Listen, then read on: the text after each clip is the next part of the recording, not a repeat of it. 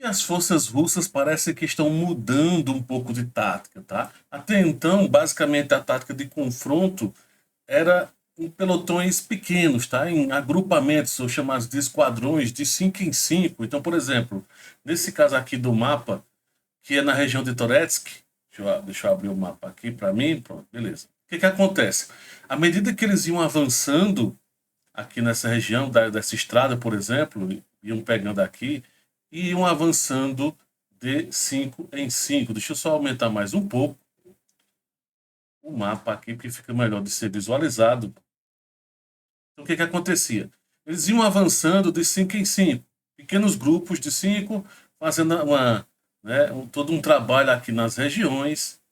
E o que percebeu-se? Os próprios ucranianos vêm formando isso, tá? Começou a se formar, no lugar de se formar grupos de 5, como eu falei, começaram a formar grupos de 20 indivíduos, tá? Então, é tanto que houve um avanço muito forte nos últimos dias, tá? Em Toretsk, que ocuparam quase toda a Toretsk por conta exatamente disso. Um pouco antes, eles vinham fazendo pequenos agrupamentos de 5 em 5, e eis que ganharam um reforço e começaram a avançar em pequenos esquadrões de 20 homens, né? O que o poder de fogo termina sendo bem maior. Pego de surpresa, né, os ucranianos, que não esperavam uma quantidade de tiros, né, desse ritmo, e eles terminaram ficando acuados nesse momento aqui na região. E são esses informes que aos poucos vão chegando que outras áreas também estão ocorrendo isso. Lógico que, evidentemente, o sistema logístico russo deve ter, com certeza, melhorado, tá? E o que se sabe é que, por exemplo, se você pega regiões aqui, deixa eu mudar, deixa eu só minimizar um pouco, para você entender o que está ocorrendo. Então, aqui, em Kurakov, essa região de Kurakov que já foi praticamente avançada, há uma quantidade mínima de soldados nessa retaguarda aqui. Tem alguns pequenos confrontos entre russos e ucranianos, né? Os russos começaram a cercar Dakene, só que já perceberam que a parte mais pesada já foi feita. Existe todo um cuidado agora aqui em Kurakov. E de forma lenta e gradativa, os russos começam a avançar mais ao norte. Os informes que chegam é que Shevchenko também já foi tomado, ainda já nesse formato novo de grupos de 20 soldados, pequenos grupos, no lugar de ser 5, 1, 3, às vezes, normalmente. Os ucranianos trabalham em trio normalmente, né? Tem sido em algumas imagens, tem mostrado em trio. Eu até vi um vídeo, não tem como eu postar aqui o vídeo, já que é um vídeo um pouco forte, que mostra exatamente um soldado russo avançando e pegando de surpresa 3 soldados ucranianos, né? Foram abatidos. Mas, então, os russos estão avançando. A ideia é que parte dessas tropas que fizeram um trabalho muito forte aqui em Kurakov comecem a avançar, tá? E vão fazendo toda a substituição, né? Aquele processo de substituição, quem está no front, os que estão mais descansados e assim sucessivamente. Selidov, então tudo isso para quê? Para que essa região aqui, deixa eu só minimizar mais um pouco, porque fica mais fácil de mostrar. O que acontece? Aqui em Pokrovsk, Mirnorad, segundo as informações que vão chegando, basicamente a ideia é avançar nessa linha daqui, próximo a Mirnorad, tá? É tanto que chegam informes aqui, vi até imagens deles chegando aqui, ó, nessa região, nesse cruzamento aqui. Já tem soldados vindo para cá. Tem algumas minas que eles conseguiram desviar ou explodir as minas e já estão aqui nessa estrada, tá? Que é exatamente graças a esse reforço que gradativamente começa a chegar. Então há um novo ânimo no front e dá-se até entender o porquê os russos ultimamente vêm conseguindo avançar tão fortemente. E provavelmente é essa nova tática, esse novo agrupamento de soldados, no lugar de ser grupos de, por exemplo, 5, agora são grupos de 20, contra grupos, às vezes, de 3 soldados, um soldado, outro desgarrado, né? Então, uma quantidade maior de 20, então sempre tem alguns com pouca experiência, evidentemente, no front, mas sempre tem alguns com um pouco mais de experiência que termina coordenando todo o processo, né? Porque só para você ter uma ideia, tem informes isso do lado ucraniano. Do lado russo, eu não sei até que ponto isso tenha ocorrido, tá?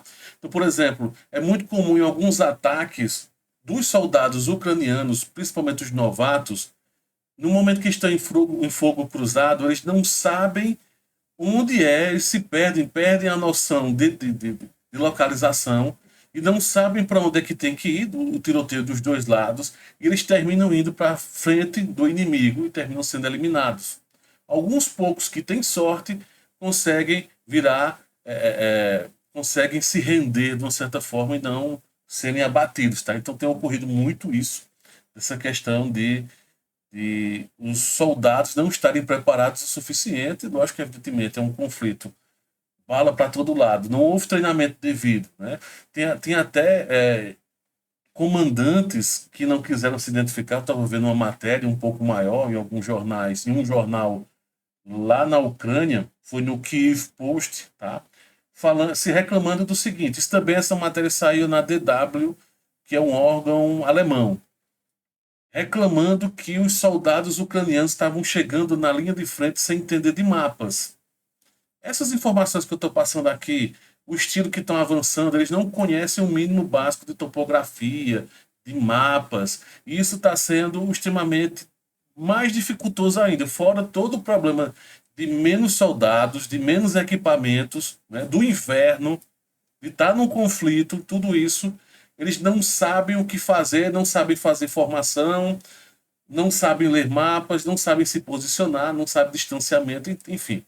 Então, é uma situação, inclusive, ainda mais grave devido a tudo isso. Então, tudo indica que, nos próximos dias, toda essa região de Mirnorad, né, que é vizinho a Pokrovsk, essa região, né, que os soldados estão saindo de Kurakov e indo gradativamente acima, enquanto outros não permanecem aqui, né, e a ideia é fechar, com o passar dos dias, fazer o fechamento, né, a ideia deles é avançar nesse sentido, do lado russo, né, e fechar cada vez mais, ir fechando, né, essas áreas aqui.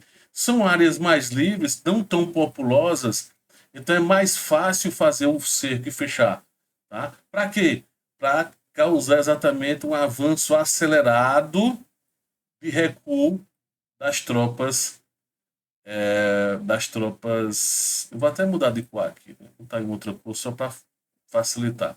Das tropas ucranianas. Então, tudo indica que esse recuo ucraniano, né, vai começar a fazer um corredor cada vez mais. Agora, a ideia é o reforço que estava aqui em Kurakov, russo, comece a avançar ao norte, fazer substituição de tropas aos poucos, aquelas tropas que estão mais descansadas em Seridov e em outras regiões aqui vão fazendo a substituição, né, fazendo a troca na retaguarda, porque sempre tem que ter soldados na retaguarda. Tá vindo mais soldados de outras regiões mais descansadas para substituir os que estavam em Kurakov, né? Então fica nesse sistema de rotação mais funcional. Enquanto isso, os ucranianos estão com dificuldades exatamente nisso.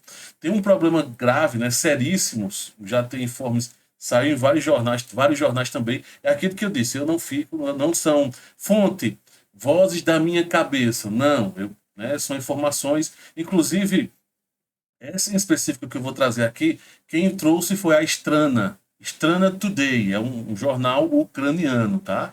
Na Strana Today eles falam que os soldados estão tendo que permanecer, estão sendo forçados a permanecer. Por exemplo, aqui, nessa região, mesmo já sabendo que estão derrotados, que não tem mais o que fazer, que eles precisam começar a recuar, eles não estão recebendo ordens de recuo. Tem que permanecer. No caso aqui da Kenya, já praticamente já há ataques, houve bombardeio também. E mesmo assim a ordem é tanto que teve conflitos em outras regiões que já é ocupada pelos russos por conta disso. A ordem é ficar. E aí os soldados terminam, infelizmente, tombando, tá? Então, são ordens que, só para dizer, não caiu totalmente Kurakov, é mentira. Aí tem lá 2, 3 soldados em algumas regiões aqui só para poder fazer esse barulho e mesmo assim vem avançando gradativamente. Detalhe, em outros mapas há um avanço até maior, tá? Só que eu sempre gosto de usar o Live View Map, que é esse mapa aqui, que ele é um pouco mais contido nas informações. Mas se você pega outros mapas de pessoal, como por exemplo, o próprio Strana tem explicando isso, o Instituto para o Estudo da Guerra, que é um órgão extremamente sério, ele traz inclusive algumas informações, até mostrando que os russos avançaram um pouco mais, tá bom? Então, a situação é essa de momento, tá ok? Lembrando que todos os dias às 18 horas tem live aqui comigo, onde eu termino trazendo mais informações do front, mostro como é que está o avanço, alguns detalhes de avanço, mostro mapas diferentes, fontes diferentes de informações, mostro inclusive de onde é que eu tiro minhas fontes, né? Algumas delas eu sempre estou mostrando, conversando, respondo perguntas de vocês, tá? Então é isso. Nos vemos então a qualquer momento, né, com algum vídeo gravado ou ao vivo às 18 horas. Valeu, um grande abraço.